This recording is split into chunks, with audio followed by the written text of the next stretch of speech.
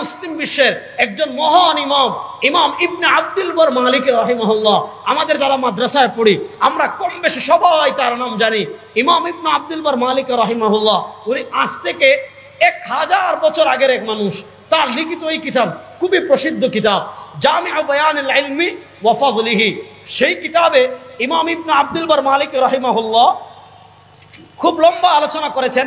সব আলোচনা আমি করব না, শুধু এই যে আমি 3 জায়গায় পাওয়া যাবে এই 3 জায়গাটা আমি শুধু দেখাচ্ছি।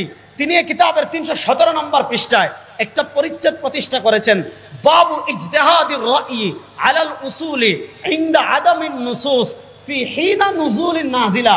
ব্যাপারটা বুঝেন, ইসলামী শরিয়ার মাসআলার কিছু ক্যাটাগরি আছে, ইসলামী শরিয়ার মাসআলার কিছু বিষয় আছে। যেমন কিছু বিষয় আছে, কিছু মাসআলা এমন আছে যেই মাসআলার সরাসরি সমাধান আমরা কোরআনে পেয়ে যাব। যেমন মদ খাওয়া, বলে না মদ খাওয়া হারাম, এটা জানতে হলে আমাদের কোথাও যাবার দরকার নাই। সুদ খাওয়া, বলে না সুদ খাওয়া, জুয়া খেলা, কারণ এগুলো আল্লাহ কোরআনে বলে দিয়েছেন, ইন্নামাল খামরু ওয়াল মাইসির ওয়াল আনসাব ওয়াল আজলাম রিজসুম মিন আমালিশ শাইতান আহাল্লাল্লাহুল বাইআ ওয়া হাররামার রিবা। যে মাসআলা আমি সরাসরি কোরআনে পেয়ে যাব, ওই মাসআলা আমি কোরআন থেকে সমাধান নিব। ওই মাসআলার সমাধান আমার নেওয়ার জন্য আর কোথাও যাওয়ার দরকার নাই। তাহলে ইমাম ইবনে আব্দুল বার মালিকি রাহিমাহুল্লাহ শিরোনামটা বুঝেন। ইমাম ইবনে আব্দুল বার মালিকি রাহিমাহুল্লাহ শিরোনাম দিয়েছেন কি, বাবু ইজতিহাদির রাই আলাল উসুল ইনদা আদামিন নুসুস। অর্থাৎ শরিয়ায় যখন কোনো মাসআলা আসবে, আমরা বলেছি দলিল হলো 3টা। 1 নম্বরে যাব কোরআনে, আমি কোরআনকে বলবো, কোরআনকে জিজ্ঞাসা করব, কোরআন এই মাসআলার সমাধান দাও তো। আমি কোরআন তালাশ করলাম, মাসআলার সমাধান পেলাম না, যদি কোরআনে পেয়ে যাই কোরআন মানব। যেমন নামাজের মাসআলা বুঝেন, নামাজকে আমি যদি কোরআনকে জিজ্ঞেস করি, ও কোরআন নামাজ পড়া কি, কোরআন জবাব দিবে আকিমুস সালাহ, নামাজ পড়া ফরজ। আমি যদি কোরআনকে জিজ্ঞেস করি, ও না কোরআন নামাজ কখন পড়বো, কোরআন জবাব দিবে ইন্নাস সালাতা কানাত আলাল মুমিনিনা কিতাবাম মাওকুতা। কোরআন জবাব দিবে ওয়াক্ত মতো নামাজ পড়তে হবে। কিন্তু এবার প্রশ্ন হলো, কোন ওয়াক্ত কখন পড়বো, কোন নামাজ কিভাবে পড়বো, কোন নামাজ কত রাকাত পড়বো, কোন নামাজ কত সময় পড়বো? কোরআনে তো বিস্তারিত ডিটেইলস দেয় নাই। কোরআনে বলেছে আকিমুস সালাহ, নামাজ কেমনে পড়বো, কখন পড়বো, কিভাবে পড়বো, ব্যাখ্যা করেছেন মুহাম্মাদুর রাসূলুল্লাহ। তাহলে আমরা যদি কোরআনে পাই কোরআন মানবো, কোরআন না পেলে হাদিস মানবো, ঠিক কিনা? এবার বর্তমানে বাংলাদেশে আরেক ভয়ঙ্কর দল বের হয়েছে, এদের নাম আহলে কোরআন। আছে না নাই? আমাদের ঢাকায় এক বুড়া শয়তান আছে ডক্টর মতিয়ার, এই QRF কোরআন রিসার্চ ফাউন্ডেশনের প্রতিষ্ঠাতা। আবার উত্তরবঙ্গে আরেক বুড়া শয়তান আছে ডক্টর মুজাম্মিল। এগুলা মোবাইল, ইউটিউব, ফেসবুক এগুলার কারণে ইমান বিধ্বংসী একটা ফিতনা সমাজে ছড়িয়ে দিয়েছে। তারা বলে আমরা শুধু কোরআন মানি, হাদিস মানি না, অথচ কোরআনের ব্যাখ্যা হাদিস। আল্লাহ বলেছেন নাজ্জালনা ইলাইকা যিকরা লিতুবাইয়িনা লিন-নাসি মা নুযিলা ইলাইহিম।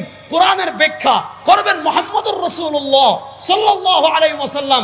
যেমন কোরআন বলে আকিমুস সালাহ, নামাজ পড়ো, কিভাবে পড়বো, কেমনে পড়বো, কখন পড়বো, কত রাকাত পড়বো, কোরআন বলে নাই, ব্যাখ্যা দিয়েছেন মুহাম্মদুর রাসূলুল্লাহ সাল্লাল্লাহু আলাইহি ওয়াসাল্লাম। এবার মুহাম্মদ সাল্লাল্লাহু আলাইহি ব্যাখ্যা মানতে হবে। কোরআন বলে আতিউল্লাহ ওয়া আতিউর রাসূল। কোরআন বলে ওয়া মান ইউতিউর রাসূলা ফাকাদ আতা আল্লাহ। কোরআন বলে মা আতাকুমুর রাসূল ফাখুযু ওয়া মা নাহাকুম আনহু ফান্তাহু।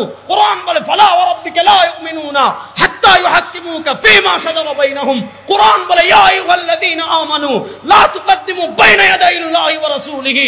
সুতরাং যারা আমাদের দেশে এই ঠিক চলাবে যে আমরা হাদিস মানি না, শুধু কোরআন মানি, পরিষ্কার কথা, যারা হাদিস মানে না তারা কাফের কাফের কাফের। বলেন যারা হাদিস মানে না তারা, বড় আস্তে বললেন এটা, যারা হাদিস মানে না তারা, জুড়ে বলেন যারা হাদিস মানে না তারা। তাহলে যারা আহলে কোরআন নামে এই থিম ছড়াবে যে আমরা শুধু কোরআন মানি, হাদিস মানি না, হাদিসকে যারা দলিল মানবে না, হাদিসকে যারা অস্বীকার করবে, তারা মুসলমান না কাফের? বলেন তারা মুসলমান না কাফের? তাহলে আমরা 1 নম্বরে যাব কোরআনে, 1 নম্বরে যাব। আলোচনার মানে শিকড় গুলাটা বুঝবেন, তাহলে সামনের আলোচনা বোঝা সহজ হবে। আমরা 1 নম্বরে যাব, বলেন 1 নম্বরে যাব কোরআনে, না পেলে হাদিসে। এই যে 2টা কথা বললাম, এই প্রসঙ্গে পৃথিবীর কোনো মানুষের ভিতর কোনো ইখতিলাফ নাই।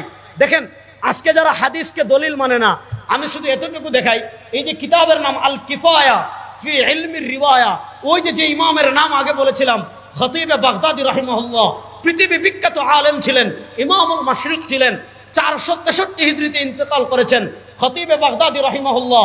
এই কিতাবে শিরোনামই দিয়েছেন, কি শিরোনাম? আমি শুধু শিরোনামটা পড়ি, তাহলে ব্যাপারটা আপনাদের কাছে সুস্পষ্ট হবে। তিনি তার কিতাবের 23 নম্বর পৃষ্ঠায় শিরোনাম দিয়েছেন বাবুন মা জাআ ফি তাসমিয়াতি বাইনা হুকমি কিতাবিল্লাহ ওয়া হুকমি সুন্নতি রাসূলিল্লাহ ফি উজুবিল আমাল। অর্থাৎ কোরআনে যদি কোনো আমল আমাদের জন্য আবশ্যক করে, সেটা যেমন আমাদের জন্য মানা জরুরি, হাদিস আবশ্যক করলে সেটাও আমাদের জন্য মানা জরুরি। কোরআন কোনো জিনিসকে হালাল করলে সেটা যেমন আমাদের জন্য মানা জরুরি, হাদিস কোনো জিনিস হালাল করলে সেটাও আমাদের জন্য মানা জরুরি। কোরআন আমাদেরকে কোনো জিনিস হারাম করলে সেটাও আমাদের জন্য মানা জরুরি।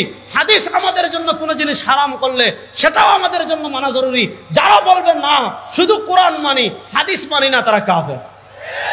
যারা বলবে কোরআন মানি হাদিস মানি না, তারা, তাহলে এই দুইটা প্রসঙ্গে সবাই একমত যে কোরআনে পেলে কোরআন মানবো, হাদিসে পেলে হাদিস মানবো।